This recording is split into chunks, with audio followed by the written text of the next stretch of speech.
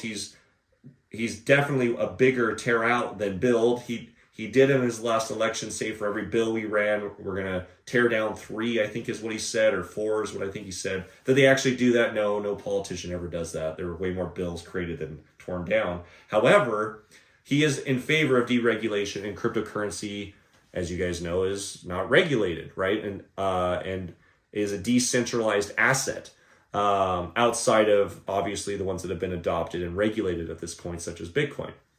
But under this, increasing institutional confidence, here's some just basic bullet points of like why. Like what creates an increase in institutional confidence around Bitcoin. And one is Bitcoin's store of value proposition. And many people are seeing Bitcoin as a form of digital gold, offering a hedge against inflation. And if you're behind the 8 ball on this, if you don't own any Bitcoin, I think it'd be interesting for you to know that 1 out of 4 Americans in the US have some holding in Bitcoin. Now that number looks radically different across the world, but in the US over the last year, 1 out of 4 Americans have held, did own, had some piece of a Bitcoin over the last year. 1 out of 4. But that's not all adoption, right? That's not 1 out of 2. That's not 4 out of 4. It's not 90%. And the world is way behind that. And there are countries where it's completely illegal even at this point. I think that might change in the future. But the more adoption that happens, the more demand that happens on top of Bitcoin. And then it obviously increases the value because there's limited supply. Regulatory clarity has started coming in as we see legal frameworks and regulation on Bitcoin, ETF approvals that have been rolling in one after the other. SEC finally lost that case, had to open it up, tried to stalemate the EFTs for a year. Again, this is all the things that happened under the Biden administration that probably wouldn't have happened under Trump.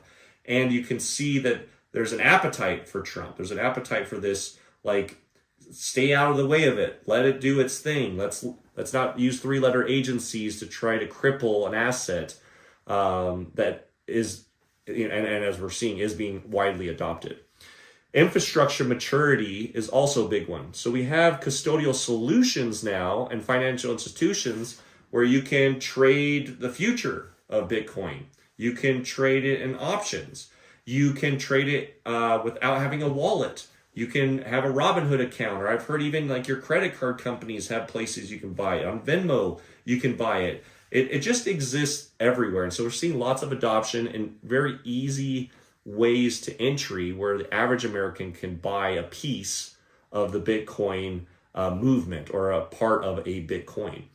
Corporation adoptions, we're seeing companies like I mentioned, Tesla, MicroStrategy, that have bought in heavily to protect assets, hedge against inflation. It's also part of their portfolio. Like they're seeing the potential and growth and the upside that it could bring to a company or an institution.